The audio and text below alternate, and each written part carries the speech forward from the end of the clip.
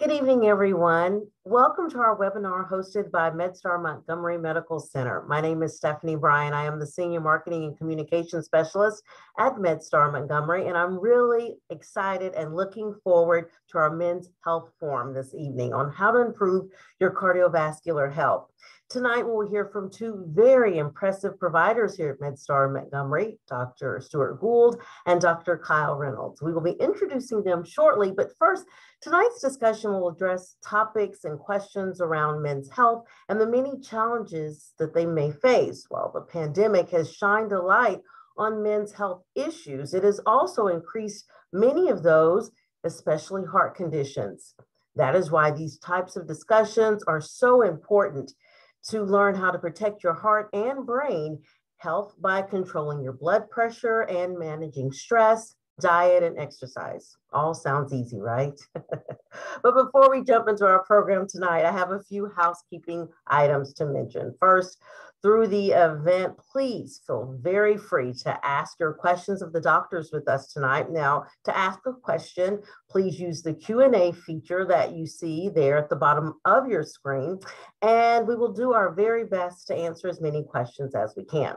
Additionally, our panelists cannot give individual medical advice here tonight. So if your question is better addressed directly with the physician, then we will provide the appropriate contact information and ask that you reach out to schedule an appointment to speak with them. Well, all right, I am very excited to introduce you to our wonderful guest host this evening. It's Carl Willis. Carl is an anchor and reporter with 7 News WJLA, and he's worked in television markets all across the country, including in Texas, where I had the pleasure of meeting him eons ago. Thank you, Carl, for being here with me tonight, with all of us. Well, thank you so much for having me, especially talking about this important topic. I'm also excited. I'm going to echo your excitement there, Stephanie, for this discussion that we're going to have, these great panelists that we're going to talk to and hear from tonight. It's events like these that are important to discuss how to protect your heart health, manage stress, and live our healthiest life. And that's exactly what we're going to do tonight, what we're going to talk about tonight throughout this discussion.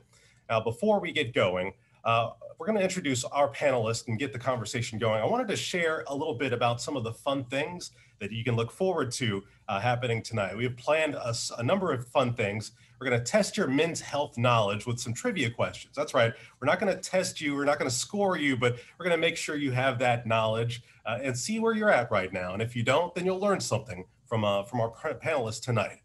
Now, we're all here tonight to have fun, have a fun evening together, and while also getting some really critical knowledge that will empower each and every one of us to both prioritize both our physical and our mental health. So let's meet our panelists right now without further ado. All right, our first panelist is Dr. Stuart Gould. He is a board-certified general cardiologist with MedStar Cardiologist Associates at MedStar Heart and Vascular Institute. Dr. Gould sees patients for all cardiac diseases and places a large emphasis on the prevention of them. His clinical interests involve helping people prevent cardiovascular disease by treating risk factors such as high blood pressure, high cholesterol, stress, and anxiety, in addition to promoting exercise and healthy eating. Thank you very much, Dr. Gould, for joining us. And next we have Dr. Kyle Reynolds. He is a vascular surgeon with the MedStar Heart and Vascular Institute at MedStar Georgetown University Hospital and MedStar Montgomery Medical Center. Dr. Reynolds specializes in the treatment of a variety of aortic diseases, and as part of his philosophy to advocate the best care for his patients, he stays involved in research and education. Thank you once again to both of our panelists. Thank you for joining us. And having introduced them, let's get started right now. First of all, we are going to kick this thing off with, as I mentioned, one of these trivia questions, all right? So the first question, trivia question number 1. What is the average age of a man having his first heart attack? You see the options there on your screen. It's 45 years old, 57 years old, 66 years old, and 75 years old. Give you a few seconds to answer that.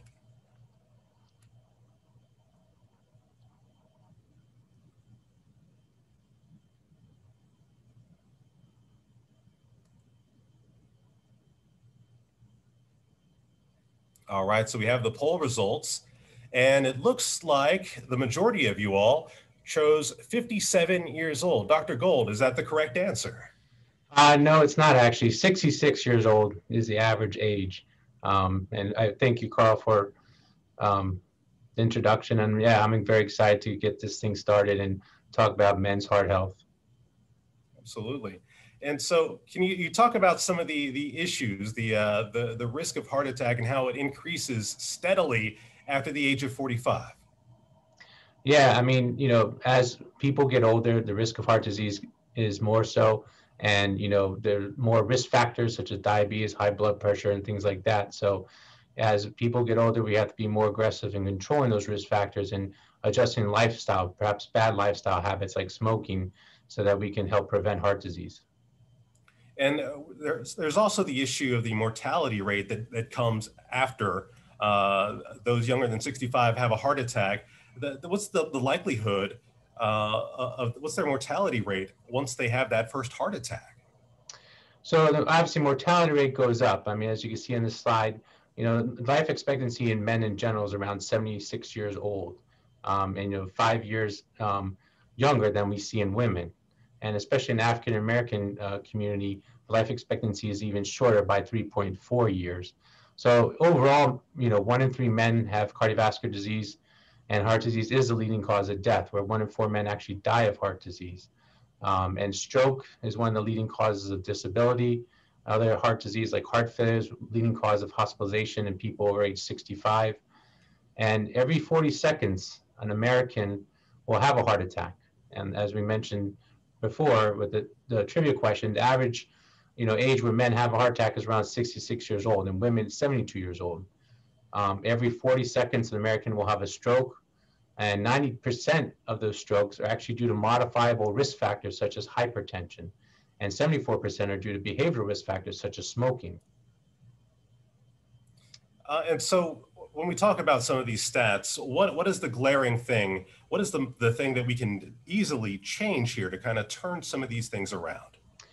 Well, several things. One, it's just so important to make sure you see a doctor. Men in general are not good about being honest with their symptoms or seeing the doctor.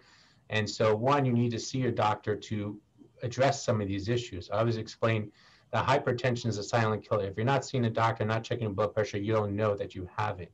So number one is seeing a doctor. As we learned in the pandemic, where a lot of people weren't going to the hospital, weren't seeing a doctor. And aside from, things with COVID affecting people, people are also not addressing their medical issues. And then lifestyle changes is huge. Smoking is one of the biggest risk factors, and people need to quit smoking. So make sure that men are honest with what kind of bad lifestyle things they may have and things they can do to change those things. Excellent. Let's go to the next slide then. We're going to be talking about what is heart disease. We can see some of the bullet points there on the screen, but kind of walk us through this. What exactly are we looking for? Because I know there's issues like hypertension, but what is heart disease? So that's a great question, Carl. Heart disease comes in many different forms. Typically when we talk about heart attacks or coronary artery disease, basically those are clogged arteries around the heart, and then you look at something like heart failure, where the heart muscle is weak. As I mentioned earlier, heart failure is one of the biggest reasons people over age 65 are hospitalized. And then there's other things like heart arrhythmias, something like atrial fibrillation, where once again, as people get older, unfortunately, as life expectancy for most people is getting older as well, more people are having heart disease and developing things like AFib, which I'll go into more detail later about. And then in general, when we talk about atherosclerosis or clogged arteries, when it comes to the heart, those clogged arteries around the heart, that's mostly managed by a cardiologist such as me. When you talk about things like stroke, where you may have a clot in the brain, that's mostly managed by someone like a neurologist.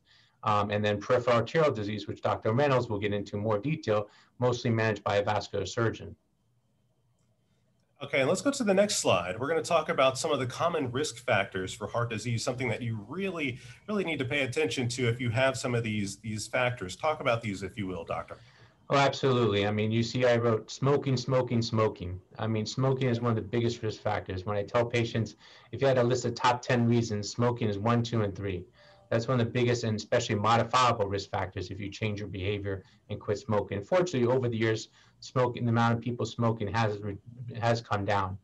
Hypertension is a huge one. As I mentioned earlier, silent killer. 1 in 3 U.S. adults has hypertension. If you're not seeing your doctor, you don't know. And, but if you treat hypertension, it's a manageable disease. Hyperlipidemia, or, cholesterol in the arteries of the heart. That's how the arteries get clogged. Is part of the issue is if your cholesterol is high over time, not managed appropriately, either with medications, diet, or exercise, that's how things that can lead to heart attacks and strokes. Diabetes is another big thing. Once again, a lot of people don't realize they have diabetes unless they're going to see their doctor, getting blood sugars checked, getting routine blood work. So that's another very important, almost silent killer, where if you don't see the doctor, you're not going to know you have diabetes. And once again, is manageable. We have so many medications that can help manage that. And then obesity is another huge, huge issue. It's an obesity epidemic in the United States. More and more people are becoming obese, and you'll see on our next slide the prevalence of all these things. Yeah, let's go to the next slide. You talk about it. So you mentioned obesity, how widespread that issue is, and you nailed smoking. What's the prevalence that we're talking about? What are you seeing? Yeah, so if you look at this chart here, obesity, adults, 39%, almost 40%. Soon we're going to reach over half of Americans being obese within the next 5 to 10 years. Even youth. If you look at that, almost 20% of young people are obese. And then if you look at hypertension, as I mentioned, almost 50% of Americans have high blood pressure, which once again is manageable as long as you recognize it early and treat it early. Other things, if you look there, recommended exercise, 22% of the population in the United States actually exercise as recommended. So as you can see, there's so many things that we can do, or individuals can do, one, by seeing a doctor, but also adjusting their lifestyle. It sounds like I'm hearing a theme here as far as lifestyle choices, and also staying on top of your health and being checked out and getting screened as soon as you can and as often as you can. Absolutely. All right, so let's go to the next slide here. Let's talk about ways to treat hypertension, doctor. Yeah, so if you look at, as mentioned earlier, over 50% of Americans, especially men over age 45, have hypertension. And African Americans tend to have this earlier in life, and it tends to be more severe. If you look at the trends over all the years, African Americans' average blood pressure and CHF, which stands for heart failure, hospitalizations have not improved despite all the technology we have, all the great medications we have that can really manage these things. And if you looked at a National Health and Nutrition Evaluation Study, about 75% of people are being treated for their high blood pressure. And fortunately, it's actually greater in the African American population. But only 50% are under control. And once again, we have so many great medicines. There's no reason only half of people have their blood pressure under good control. And then once again, in the African American community, that amount of people who have that under control is even less. And the great thing about treating hypertension is it reduces your risks tremendously. If you look, stroke risk decreases by 40% by controlling your blood pressure. Heart attack, you can reduce your risk by 25%. And heart failure, as I mentioned before, heart failure hospitalizations, you can reduce your risk by 60%. So it's just so important that you see your doctor, whether it's your primary care doctor, cardiologist, and make sure that you can treat this thing. That is so significant. Dr. Gould, thank you very much. All right, so we're going to go to Dr. Reynolds. You've already been introduced here. We're going to hear more about our heart health knowledge with another trivia question. This one's, Dr. Reynolds is going to field this one for you. And all of you out there can also weigh in. True or false, Black men are at a higher risk for peripheral arterial disease? Give you about 30 seconds to weigh in on that.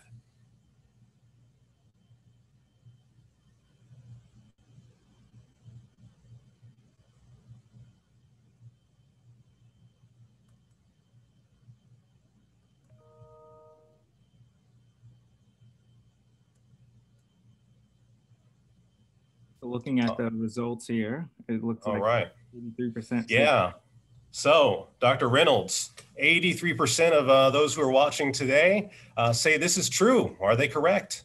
So they are correct. The lifetime risk of PAD varies considerably by race, sex, age, smoking status, and the presence of a lot of other risk factors that Dr. Gould got into, and I'm also going to get into, so we can really hammer it home. But yes, in particularly, studies have shown that the risk of PAD is significantly higher in Black patients, about 30% in Black men and 28% of Black women. And that's something I'm going to go over a little bit later, further down in the talk as well. Okay. Thank you, doctor. Let's go to the next slide here. We're going to be talking about what is peripheral arterial disease. Can you, I know this is right in your wheelhouse. Explain this to us, doctor. Yeah, of course. So peripheral arterial disease is a chronic condition that causes compromised blood flow to the extremities. So far tonight, we've been really talking about blockages in the blood vessels, mostly called atherosclerosis. And the same way you get those fat and cholesterol deposits known as plaque that builds up in the blood vessels to the heart and can cause a lot of heart problems like heart attacks, the plaque or the cholesterol or the blockages doesn't discriminate. It loves all the blood vessels. So similarly to how it can affect the heart, it can block the blood vessels in the leg. And when that ends up happening, you get decreased blood flow to the lower extremities. And you really deprive the limbs and the legs of oxygen and nutrients. And you can get a different constellation of symptoms. Next slide. So one of the first symptoms that we would like to talk about is claudication. I kind of have a picture here, and this is one of the classic ones. Again, your muscles need oxygen. So whether it's your calf or your thigh, sometimes when you're walking around, if you have these really bad blockages, you can get this bad cramping, disabling pain in your leg that usually is only relieved with rest. And once someone sits down, typically about 5 minutes, they start to feel better, but as soon as they start walking that same distance, they start getting that cramping pain. Now, for some people, they first start noticing it whether they're golfing or whether they're walking grocery shopping, and it's classic. They can go about a mile, they can go about a half a mile, but it's always that same distance before that pain kicks in.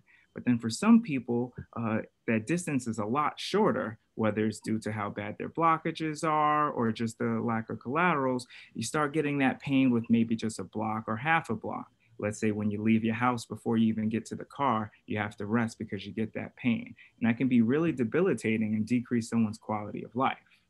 One of the next symptoms that you can end up getting one is quick question for you, doctor. Pain. One quick question for you as far as that claudication. A lot of us get cramps. Is there a certain period of time when we should really head into a doctor? Maybe it's once or twice, but is there a time when it needs to signal off, I need to go check this out? No, that's a really good question because, even I get cramps at night in bed, and that's something that a lot of people talk about. Oh, I get cramps in certain positions.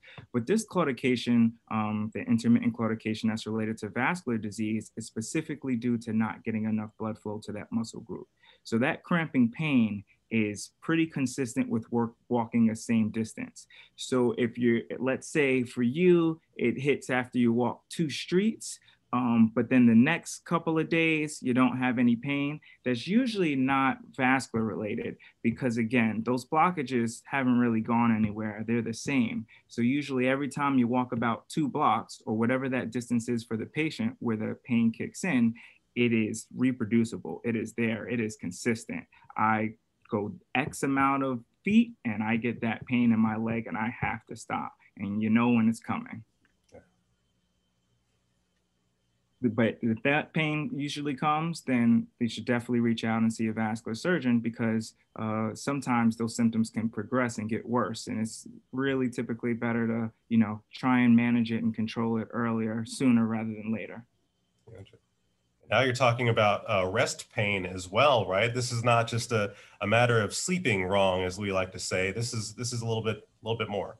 Yeah, this one, so rest pain is a little bit more and even a little bit more debilitating. So unlike claudication, where we talked about being with exertion, rest pain, like it says, comes at rest and is classically described as this burning pain that a patient will get in their foot that usually happens when they're laying at night, when they're sleeping at night and can wake you up from how severe the pain is, and patients can't get sleep.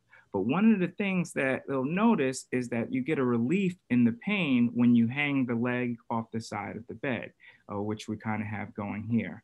And what that is because gravity helps. You have these blockages that are keeping you from getting blood flow all the way down your legs. And by hanging your leg off the side of the bed, believe it or not, you end up feeling better because the gravity kind of help kicks in and gets some of that blood flow down to the foot.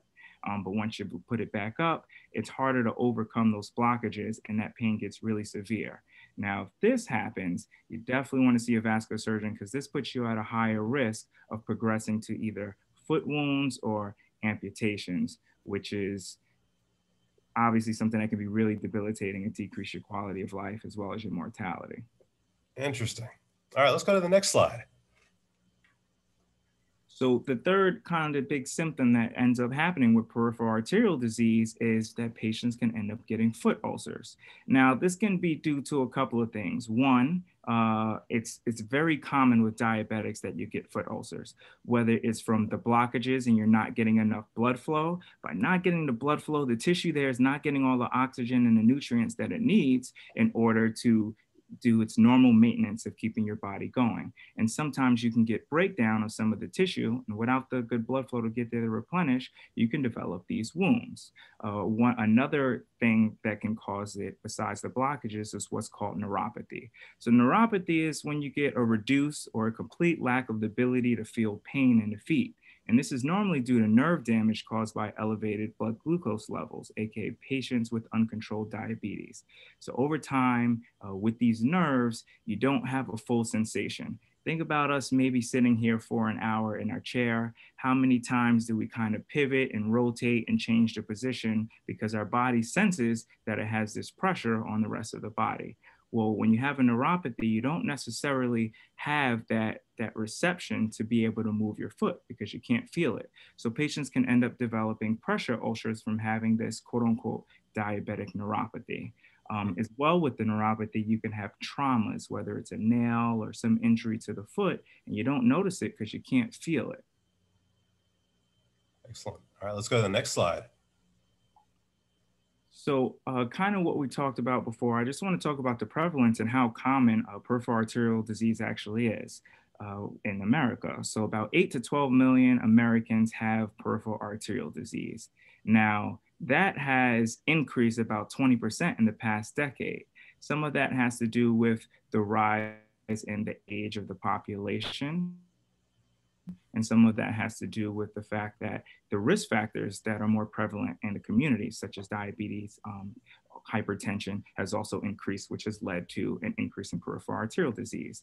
And very specifically with age, depending on what age it is, you have a higher chance of having peripheral arterial disease. If you look at patients that are within the age of 60 to 69, there's about a 5% prevalence of having peripheral arterial disease in both men and women. But when you increase the patients that are older than 80, there's a 25% in men and a 20% in women chance of having peripheral arterial disease. Now, this is in the general population, but we'll kind of need to get into health disparities because, again, it's significantly higher in African American men. Well, let's go to that right now since we're talking about it here. Health disparities. You talk about it, they break it down between men and women, and I guess the races as well. Yeah, so it's a growing epidemic and something that the Society of Vascular Surgery is making a global crisis, and definitely a crisis in the US at the increasing rates of peripheral arterial disease in Black patients in the community. And you can see that there's a 2 to 3 times higher rate of peripheral arterial disease in Black patients than non-Hispanic whites and Hispanics of all age groups. And this even occurs as much as we talk about smoking, even with lower smoking rates in the population, the incidence of peripheral arterial disease is still higher in Black patients. And that can largely be due to the other significant risk factor being diabetes. Whether it's genetics that plays a factor into it. We talked about diet and healthy lifestyles. All of these things can contribute to having higher risk of diabetes, which kind of goes hand in hand with peripheral arterial disease. Diabetic foot ulcers we talked about is the leading complication for amputations in the community. And Black patients are 2 to 4 times more likely to undergo amputation when compared to white or Hispanic patients. And there's multiple different things that could be contributing to that. Again, we talked about diabetes, but also on our side, in the medical side, there are studies that show that Black patients tend to not have as many limb salvaging interventions. And that's something that great awareness has been going on with the Society of Vascular Surgery to get physicians to see why aren't Black patients getting as many interventions before undergoing an amputation. And it's kind of been, some of the studies have showed that patients get there presenting to vascular surgeons at a much more complicated stage. So there's a lot of outreach that we're trying to do based off of a lot of good work that the cardiologists did in reaching out to the communities, such as going to barbershops and going to churches and programs like this to really increase awareness and help screen for things like diabetes and hypertension to help decrease the risk or early awareness and recognition before things get too late.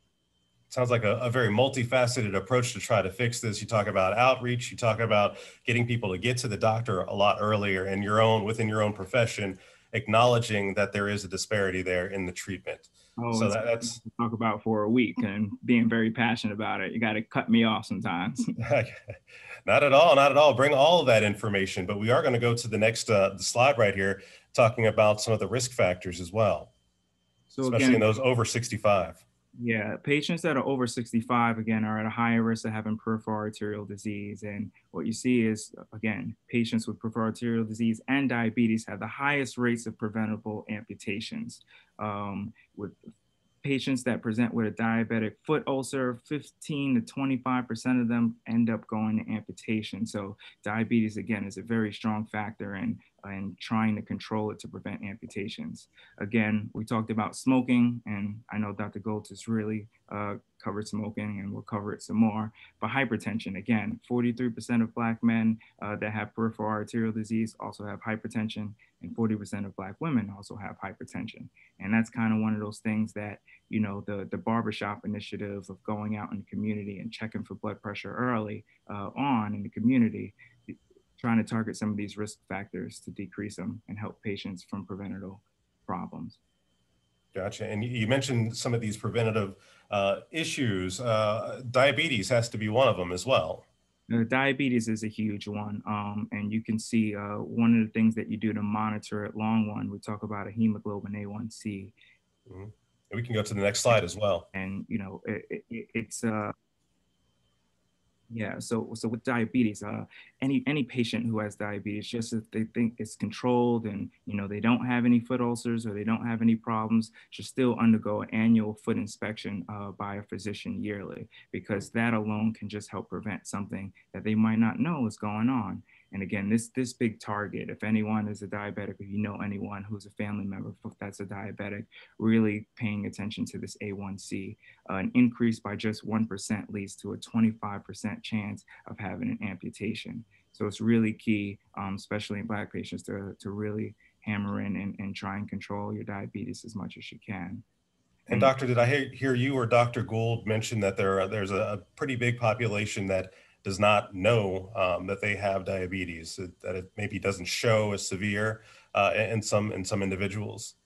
Yeah, a lot of patients won't necessarily have some of those symptoms that come up, and even just seeing a primary care doctor once a year, if you're regularly healthy, just to get basic lab work and a basic evaluation can uncover, you know, something like your glucose levels being too high, and really help prevent a lot of long-term complications, even if you feel completely healthy. Excellent. Thank you so much for all of that information. We're going to go to our next trivia question right now. This is trivia question number 3. Oh, unless you want to talk about that medical management, we might not have we touched on that? We haven't, but I know Dr. Gould's going to get on it a lot more as far as what we should do. I believe aspirin should be in water, and it helps prevent strokes, MIs, peripheral arterial disease, and as well as cholesterol medication. But again, that glycemic control and controlling the diabetes is the biggest thing I can probably stress. Okay. And so you've got a preview of trivia question number 3 right there. You've had a moment to mill it over there for a bit.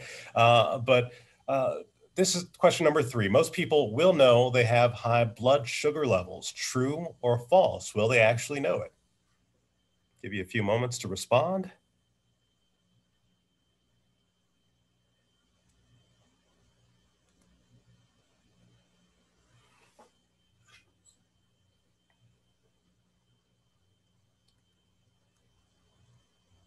All right, looking at the results here. Okay, false ran away with it with 88% to true 13%.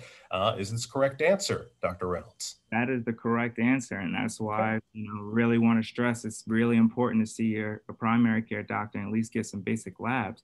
More than 88 million US adults, a third of the US Americans have what's called prediabetes, which is a serious health condition where the blood sugar levels are higher than normal. So you may not be truly a diabetic by definition. You may not have the symptoms, but your blood sugar levels are high enough. And that's about 84% of the people don't know that they have it. And catching it early before it becomes full-fledged diabetes can help decrease the risk of a lot of complications long-term. All right.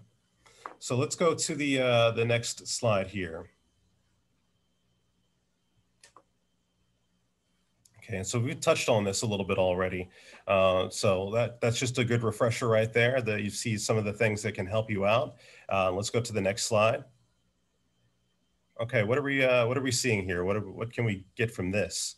So briefly, I just want to go over some surgery options because again, it's very important that a lot of patients, are worried or scared that they're going to lose their leg or that they're going to get an amputation. So it may delay going and seeing a vascular surgeon if they have the claudication, that cramping pain, or the rest pain, or a diabetic foot ulcer. But that's actually not true. And there's so many different type of interventions, both minimally invasive and big open surgery, that we can do to help save the leg, what we call limb salvage, before proceeding with the amputation. We're all in the business of limb salvage, and that's something we hugely want to do. So similar to a lot of people are very familiar with people that get either heart bypass or let's say a heart stent. This is the same thing that we do for peripheral vascular disease. A lot of the blockages that you have in the blood vessels can be treated sometimes with either using a balloon to help open up the blood vessel, or sometimes we place a stent inside and leave that stent in. And that helps open up the blood vessel and treats the blockage so that way you still have blood flow going in. It can help relieve your symptoms of claudication or rest pain, or it can help heal a wound. Now, sometimes this only requires a small puncture in the groin, and the procedure happens the same day and you go home. Not as scary. Sometimes you can't do the endovascular option. You have to do what's called an open surgery. This usually requires either making a small incision and taking out some of the blockage, or doing what's called a bypass. The same way, a bypass is essentially if you have a big blockage in one of the blood vessels, we kind of just create a new highway to allow the blood flow to get through. It's really just pipes and plumbing and trying to help make sure we can get the blood flow to the areas so you can have your limbs and increase your quality of life. Yeah, that sounds a little less scary, a little less invasive there. So a good option to have right there. Let's go to the next slide.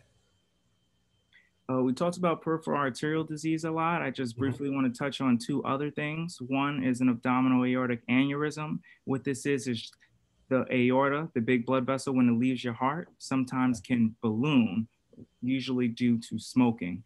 And if it gets really large, like a balloon, it can keep blowing up and it can pop. So to help prevent death and a lot of bad complications from this early on, there is a worldwide recommendation that for a 65-year-old patient who has had any history of smoking, they should undergo screening. So if you know you have a smoking history and you're about 65, if your doctor doesn't bring it up, you should bring it up too. Hey, should I be screened for what's called an aneurysm, or should I check the big blood vessel in my belly? One of the questions right away they should know, and it might trigger, hey, you know what, we should, because not everyone is as aware of this as, the cardiologists and the vascular surgeons. Absolutely. And I'm just seeing that 55 there. That is not old at all to have an issue. So that's definitely time to jump in there and be aware of that. All right, let's go to the next slide right now. And again, Dr. Gould kind of touched on this. We talked about the blockages in the blood vessels don't discriminate. The same way they block the heart, the same way they can block the blood vessels in the leg, they can block the blood vessels that go to the brain. And this is huge because if you get a really bad blockage here, one of the complications can be a stroke. And we know that stroke is probably one of the most debilitating complications or diseases or pathologies that can happen. It can really change your quality of life just like that, at the snap of a finger. So patients that are over 65 and have a smoking history or have a heart history or have been told they have high cholesterol, they should be screened too to make sure there's no blockages in the blood vessels here, because we really would want to prevent a bad disabling stroke from happening. Great advice, doctor. Great advice. All right, you know what time it is. We're going to trivia question number 4. And we're going to bring back in Dr. Gould here. Thank you very much, Dr. Reynolds. Our next trivia question, as you can see right there on your screen, there are risk factors you can control to lower your risk of heart disease. And I believe you're going to get that. I've given you hints throughout this. True or false? There are risk factors you can control to lower your risk of heart disease. Give you a few seconds to answer that.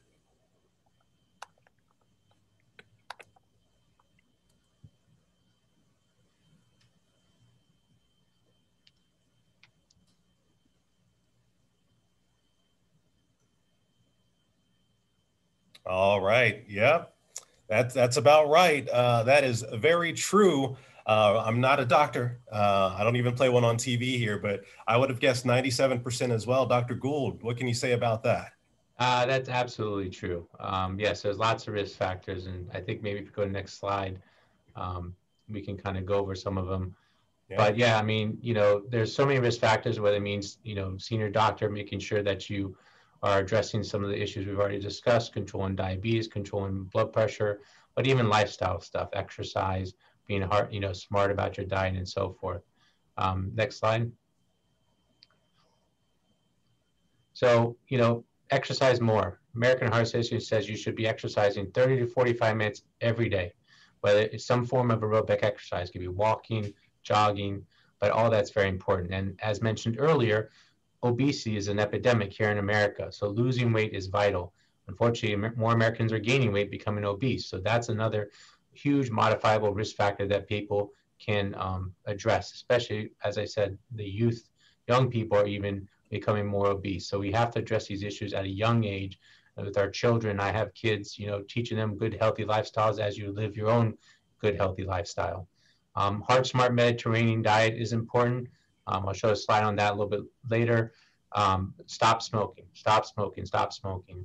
That's one of the biggest risk factors, that if you stop smoking, you can make a huge difference in terms of preventing, you know, heart disease. And as I tell my patients, smoking is aging your body so quickly, especially your arteries. You know, most patients who I see who are young, who've had a heart attack or stroke, are usually smokers.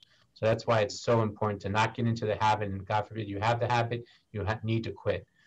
Alcohol consumption, you know, a glass of wine a night's okay, but anything in excess can be harmful to your health in many different ways. In fact, there's something called alcoholic cardiomyopathy, where if people are big alcohol drinkers, you can actually develop heart failure. Blood pressure medications is important. Your goal really needs to be 120/80. I can't tell you how many patients I have who say, oh, my blood pressure is good, it's 150, because that's their new normal. Then there's no new normal. Everyone needs to get their blood pressure under good control and need to be seeing their doctors regularly. And fortunately, we have so many great medicines, you know, that even if someone doesn't tolerate one medicine, we can find a medicine that you can tolerate to get your blood pressure under good control. Statins, as Dr. Reynolds mentioned, he thinks aspirin should be in the water. Most cardiologists think statins should be in the water. They're so beneficial in so many ways. Yes, if you are statin intolerant, there are other medications we have as options, but as American Heart Association recommends, you need to be on the statin. If you don't tolerate one, try another one. If you don't tolerate that one, you try another one, just because they're so beneficial, not just in lowering your cholesterol, but also reduce cardiovascular events beyond lowering your cholesterol numbers. Aspirin, mostly for secondary prevention, and Dr. Reynolds addressed a lot of that. And diabetic medications. I mean, there's so many great diabetes medications out there. And, you know, we used to say, if you had developed complications from diabetes and God forbid need to be hospitalized for that, you've probably had diabetes for probably about 10 years. So it's so important to make sure you follow up with your doctor regularly, get screened for diabetes, because once again, if you identify it early, that's why we have this term pre-diabetes, so that we know that someone is at risk of developing diabetes, and that way we know we can follow them and intervene sooner rather than later. And back to the whole obesity epidemic, obesity is one of the biggest risk factors for diabetes. So back to the top, if you say, where I mentioned exercise more, if you can prevent obesity, you could also probably prevent diabetes in many cases. And doctor, before we go to the next slide, I just, this past year that we've all gone through, when you talk about some of these risk factors, they are jumping out at me as far as obesity, smoking, alcohol abuse. These are all factors that we in the news have heard from medical experts have actually taken a big hit over this past year. The gyms closing down, people stressing out, drinking more, smoking more. What are you expecting to see, and how can we kind of, you know, in this upcoming year, what are you expecting to see, and how can we kind of, you know, get the word out that we need to stop some of this? I mean, that's a great point. And, you know, a lot of times we talk about sort of diseases of despair. You know, a lot of people, there's been a lot of anxiety, depression during these difficult times, and people are resorting back to bad habits, alcohol, smoking, you know, not exercising, gaining weight. And so you're right. Those are things that we need to address, and people need to be cognizant of to really avoid those things. And if you're, what I describe to my patients, if you're self-medicating, you know, by having these bad habits to deal with some of that understandable depression, anxiety, we're not living, someone's not back to normal yet, then you need to address those issues with your doctor, because those are very important things. You know, there's medications for addressing those issues. There's, you know, as I tell my patients, exercise is great, not just for your heart, it's good for your overall physical well-being and mental well-being. You know, my patients who I see who have anxiety, they feel so much better when they are exercising. And I always encourage that, because obviously it does help prevent heart disease and makes your overall well-being. Okay. I'm very interested in this next slide, doctor, talking about the Mediterranean diet. What is this all about? So, and you'll see on this slide, this is a reference to CardioSmart by the American College of Cardiology. They have a great, it's a great resource for a lot of patient fact sheets, what they describe. So a lot of things I've discussed in this talk, Dr. Reynolds has mentioned. If you go to CardioSmart, you'll find a lot of cool slides like this and just a lot of great patient education. But basically, HeartSmart diet, you know, vegetables are very key. Fish is very healthy. Olive oil, extra virgin olive oil is key. And making sure that if you're going to eat meat, eat less lean meat or chicken. And, you know, aside from exercise, these HeartSmart healthy diet like this is key in terms of preventing obesity and preventing further heart disease. Excellent, Dr. Gould. Thank you very much. All right, it's time to throw another trivia question out to those who are watching right now. And we've heard about some of the numbers and the rates there, but what about the symptoms? True or false? Heart attack symptoms are the same for men and women. Give you a few seconds.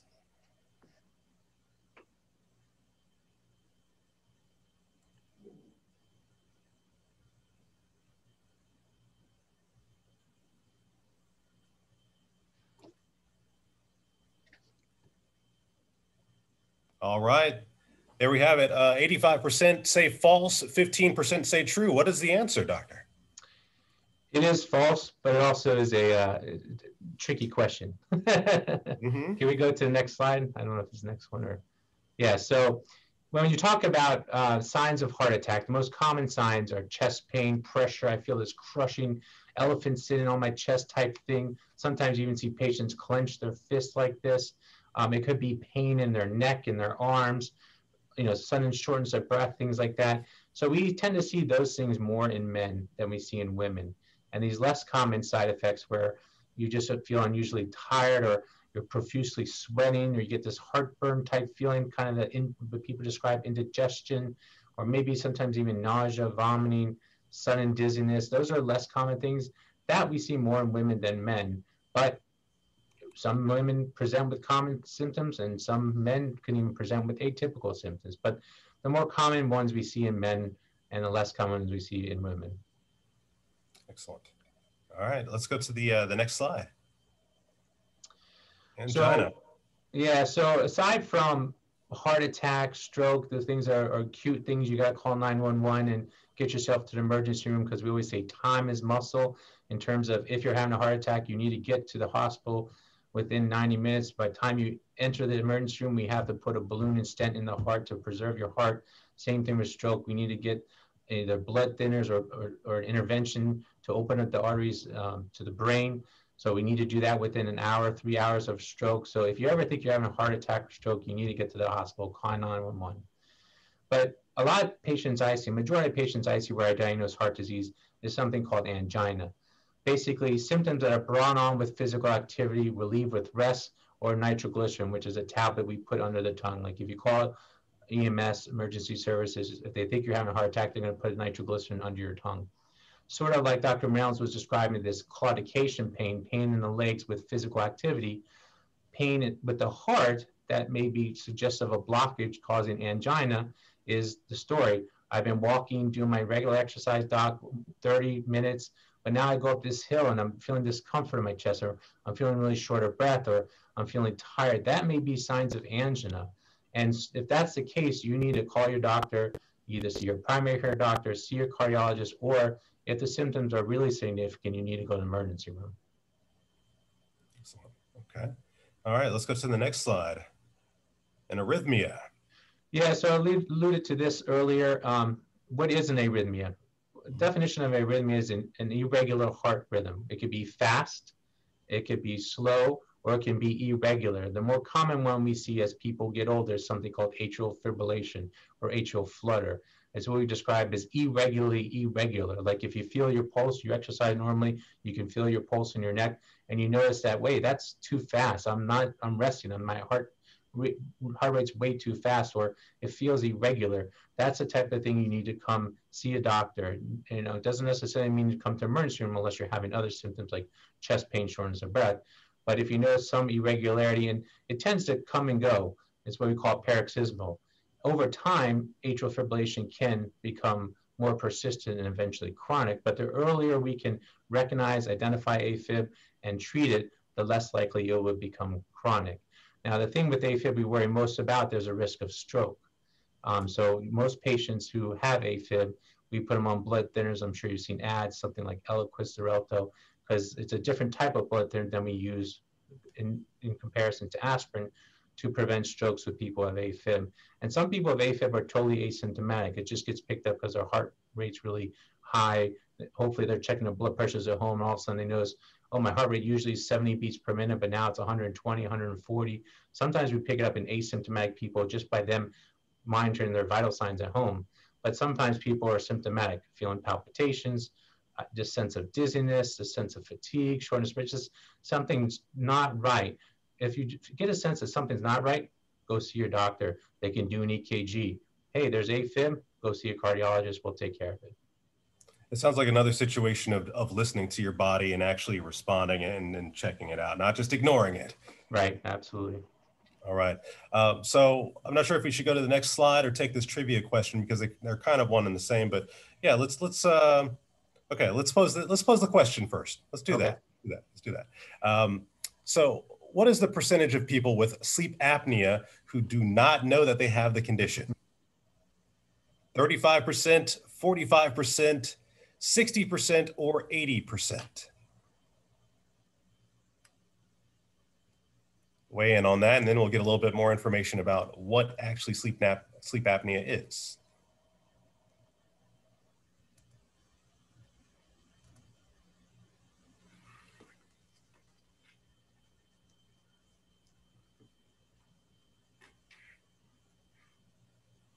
All right, the answer, 55%, more than half, said 60%. Dr. Gould, what's the answer?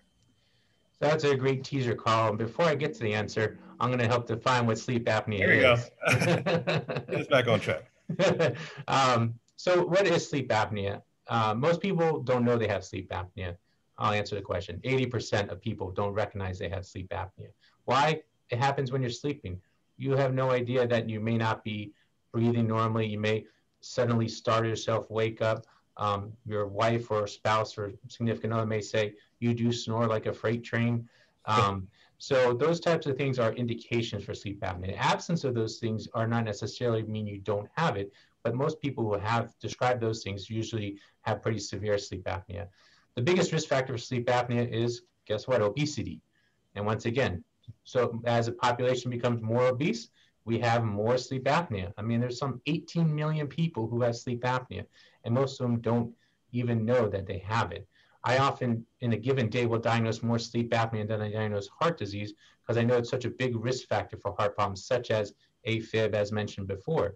I have lots of patients who have AFib who I can't even treat until they start treating their sleep apnea, because one way we treat AFib, sometimes we shock people's heart back into normal rhythm. But if I do that, they're going to go right back in AFib if they're not treating their sleep apnea. So when people have high blood pressure that's difficult to control, often I'll refer people to get sleep apnea tested. And even when you hear people dying in the middle of the night, it could be sleep apnea that is triggering a cardiovascular event, especially in those people who are higher risk of having heart attacks, and even can cause heart failure. So it's, there's so many different complications that we see in the cardiology world with sleep apnea. So that's why we often refer people to get tested and treated. And as many people say, oh, no way I'd ever wear a sleep apnea mask. Majority of my patients will come back and be like, there's no way I will go without it. They feel better. They're no longer fatigued. They're sleeping better at night. They just thought they were getting tired because they're getting older. But no, sometimes it's sleep apnea. And so a lot of patients, I have patients who will go away on a trip and they'll bring their sleep apnea mask on the plane just because they don't want to go a day without it in case their luggage gets lost. So it's definitely a very important risk factor for lots of different things, but especially for heart disease. Absolutely. And so we want to talk about the warning signs of a stroke now. Dr. Reynolds mentioned earlier that it's something that can be life-changing and just happen just like that. Right. Let's talk about some of these warning signs. This is very important. Absolutely. We use the acronym FAST, facial asymmetry. If you notice your face is drooping, there's weakness, you're having trouble smiling, that may be a sign of stroke. Arm weakness, you can't lift your arm up, your arm feels weak, it's just tired, especially this asymmetric type of thing. Or speech impairment, where you have garbled speech, you're having a hard time saying something, you know what you want to say, but you can't get it out. Those are all signs of potential stroke. And once again, time is important. If you think you're having a stroke, you need to get to emergency room, because the faster you get to emergency room, call 911. That's what the T is, time to call 911. Get to emergency room, get treated. And if you could be treated within an hour and a half, then you actually can walk out of there and have full recovery from a stroke. The longer you wait to get diagnosed or treated, unfortunately, it can be irreversible and have significant problems. As mentioned earlier, it's the #1 cause of disability. All right, and let's kind of run through some of these, because we want to make sure that the audience has enough time to ask their questions as well. But yeah, let's go through the highlights of this here. Yeah, so basically just touching on heart failure, heart function, what we just described in the cardiology world, ejection fraction. Normal ejection fraction is 60-65%, how much you pump blood through the rest of your body. And so usually if people have pretty bad heart failure, ejection fraction is less than 40%. Some signs of it are developing shortness of breath, a lot of swelling in the legs, rapid weight gain, extreme fatigue.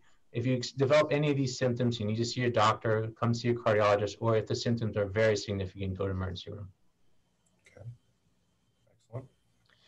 And then the key thing is prevention.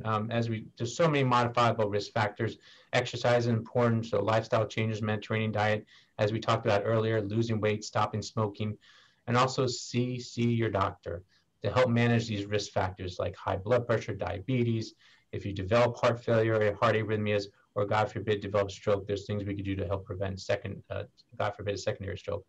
And also talk to your doctor about tests. Dr. Reynolds mentioned, an ultrasound of your abdomen, ultrasound of your carotid arteries. There's even something called a coronary calcium score, where if you have family history of heart disease at a young age, that we need to see if there's a risk for an individual, aside from the other mentioned risk factors. That's something we can order. And as I tell all my patients, you have to ask yourself, if we do a test, what are you going to do differently? If you as an individual is not going to address your risk factors, just stop smoking, lose weight, take the medications as prescribed by your physician, a lot of these tests are not helpful. It has to be a partnership with your patient and the doctor to work together to address these issues. Okay, let's go to the next one. And then just, if you take anything away from this, life's simple 7. Stop smoking, eat better, lose weight, control your cholesterol, make sure you remain active, exercise. make sure you address blood sugar and get that treated and manage your blood pressure. Excellent. And the next slide. And as mentioned earlier, you know, CardioSmart is a great resource for patient education, and, you know, all these other American Heart Association, ACC puts out a lot of preventative stuff and things like this. Men's Heart Health, let's take care of things, see your doctor. Excellent, excellent. All right, let's go to the next slide. That's you see it right there, folks. And I'm starting to get a few questions. And so I guess we'll start off with some of these. I'm taking a look at a few of these that are coming through. Let's start off with, if diabetes runs in my family, this is for Dr. Gould. If diabetes runs in my family, what is my risk? So yeah, if it runs in the family, you could be at higher risk, but one of the biggest risk factors is obesity. And unfortunately, sometimes obesity runs in families as well. So I would say, as long as you're seeing your doctor regularly, getting blood work, addressing those things like making sure you lose weight and don't become obese, or if you are obese, talking to your doctor about ways to lose weight, then that's very important. Even people who are morbidly obese who can't lose weight on their own, gastric surgery is a very is an option, and that's something you need to talk about with your physician. All right, let's welcome Dr. Reynolds back. This question is for you. Which conditions have a higher rate of limb loss? So that's a good question. Diabetic foot ulcers, it is the #1 lead to amputation. And that is why when we see diabetic foot ulcers, you should see a vascular surgeon extremely right away. Claudication, that cramping pain when walking, has a very, very low risk, less than 5% over 5 years risk of amputation. But that rest pain, and especially the diabetic foot ulcers, puts you at a high risk for an amputation. Gotcha. This next question for Dr. Gould, we talked about the average age for heart attack. I'm assuming this question refers to the first heart attack. Is that the same age for all racial ethnic groups? So that's a good question. We are seeing that in especially African American community, even Hispanic community, that's actually earlier. We see it earlier on. Part of it is, once again, those modifiable risk factors where high blood pressure is more prevalent at a younger age. And unfortunately, with some of these discrepancies amongst different ethnic groups, who is seeing the doctor? A lot of minority groups don't go to the doctor as much. That's why Dr. Reynolds mentioned these barbershop things. There needs to be more outreach to get to other communities where there may not be as many resources or people seeing physicians, or even cultural. Sometimes there's cultural biases not to see a doctor. We live in a very diverse country, fortunately.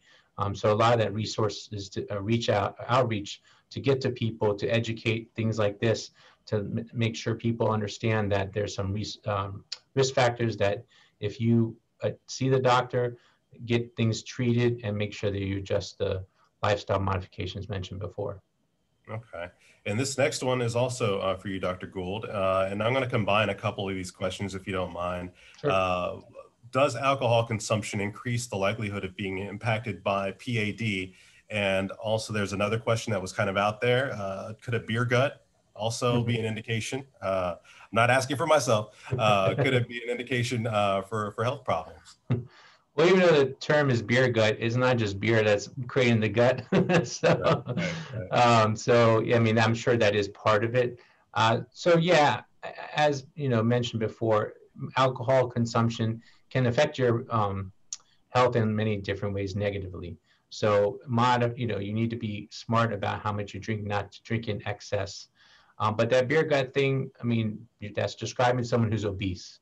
And so you have to dig down deep inside and figure out why that is. Are you exercising? Are you addressing some of your other health concerns? And once again, obesity leads to so many things like diabetes, sleep apnea, that if you're not addressing that in and of itself, then you're going to put yourself at risk for lots of medical problems, and especially cardiac problems. Okay. This next one for Dr. Reynolds, is AAA risk or AAA risk the same for men and for women? And should siblings be tested if they have a parent who had that same issue?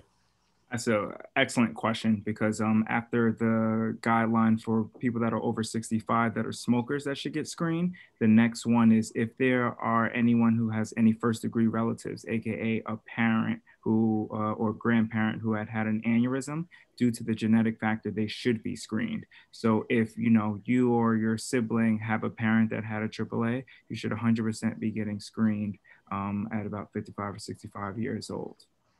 And I'm going to jump, but I'm going to get to all of these, but I'm going to jump to another one because just it deals with kind of the smoking thing. Hookahs are very popular with young generations. There are a lot of clubs and hookah bars out there. Should they stop smoking hookahs? Would that lessen the risk of heart attack or strokes? So that's actually one of the great questions that's going on kind of in a lot of the literature, both vascular and cardiac. And fortunately, I would just say yes to start with that. Some people say it could quote unquote be the gateway. But the thing about the different hookahs and the different type of jewels are some of them are tobacco, some of them don't have tobacco, some of them you're not sure what they are.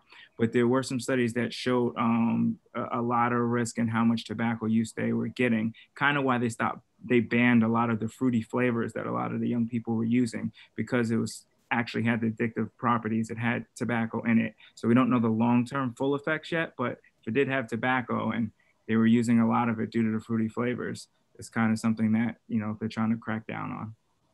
And Dr. Gould, this one's for you. We were talking about, you just mentioned when we were talking about sleep apnea, how some folks, now that they're on that machine, they can't go back. It's so restful. But the Philips apnea machine was recalled.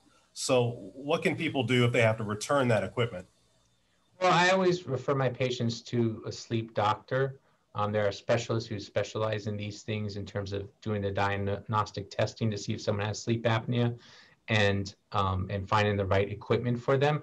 Because sleep apnea is so prevalent, there's many different masks. There's not just a regular mask like a Darth Vader thing that sits over your whole face. They have a nose one, a nasal pillow.